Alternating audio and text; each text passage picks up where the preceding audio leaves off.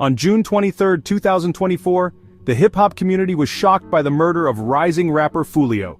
Foolio, whose real name was Charles Jones II, was tragically gunned down in Tampa, Florida. He was just 26 years old. The young artist was celebrating his birthday at a Holiday Inn when the incident occurred. Details of the shooting are still emerging, but it is known that multiple assailants were involved. Witnesses reported seeing at least 3 gunmen firing at Foolio's vehicle in the hotel parking lot. The rapper was pronounced dead at the scene. The murder of Foolio sent shockwaves through the music industry and beyond. Fans and fellow artists alike mourned the loss of a talented young artist. Foolio was known for his unique style and raw lyrical talent, which had earned him a loyal following in his hometown of Jacksonville and beyond. His death is a stark reminder of the pervasive issue of gun violence that continues to plague communities across America.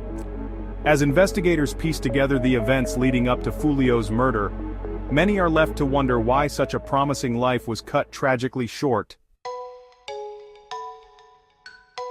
Authorities quickly determined that Foolio's murder was not a random act of violence. Instead, investigators believe the shooting was a targeted attack, likely motivated by ongoing gang conflicts.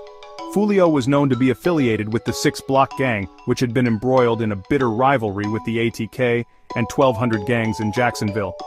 Police believe that Foolio's murder was a retaliatory act stemming from this ongoing feud. The violence had been escalating for years, with numerous shootings and other violent incidents reported. Foolio himself had been open about the dangers of gang life in his music, often rapping about the realities of street violence and the constant threat of danger. Despite the risks, Foolio remained committed to his music and his community. He used his platform to speak out against violence and to inspire young people to rise above their circumstances. Tragically, his life was cut short by the very violence he sought to escape.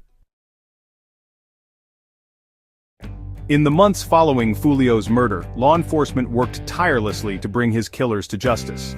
Their investigation identified 5 suspects, all believed to be members of the ATK and 1200 gangs. Within a month of the shooting, 3 suspects, Sean Gathright, 18, Alicia Andrews, 21, and Isaiah Chance, 21, were apprehended and charged with premeditated first-degree murder with a firearm. The state is seeking the death penalty for all 3 individuals. Andrews' trial is set to begin on August 18, 2025, while Gathright and Chance are scheduled to face trial in April 2026. Shortly thereafter, a 4th suspect, Davion Murphy, 30, was also apprehended after being named a person of interest in the case. He is currently awaiting trial, which is also scheduled for April 2026. The 50 remained at large for several months. He evaded a nationwide manhunt. However, on January 16, 2025, Davion Murphy was finally apprehended in Jacksonville, Florida. Davion Murphy's capture marks a significant development in the case. The joint effort by the Jacksonville Sheriff's Office SWAT team, gang unit, and U.S. Marshals led to his arrest at a Jacksonville apartment. Photos and video footage released by the JSO show Murphy being taken into custody without incident. Murphy is currently being held without bond and is awaiting transfer to Hillsborough County, where he will face charges for his alleged role in Foolio's murder. The specific charges against Murphy are still pending. However, given the severity of the crime and the charges brought against his co-conspirators, it is highly likely that he will face a lengthy prison sentence if convicted.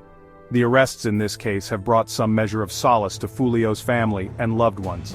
His mother, Sandrika Mays, expressed relief at the news of Davion Murphy's capture, stating that she can finally sleep a little better, knowing that all of the people responsible for her son's death are off the streets. With all 5 suspects now in custody, the focus now shifts to the upcoming trials. The prosecution is expected to present a strong case, built on witness testimony, forensic evidence, and potentially even incriminating social media posts made by the suspects. However, the defense will likely argue that the prosecution's case is circumstantial, and that there is insufficient evidence to definitively link the suspects to the crime.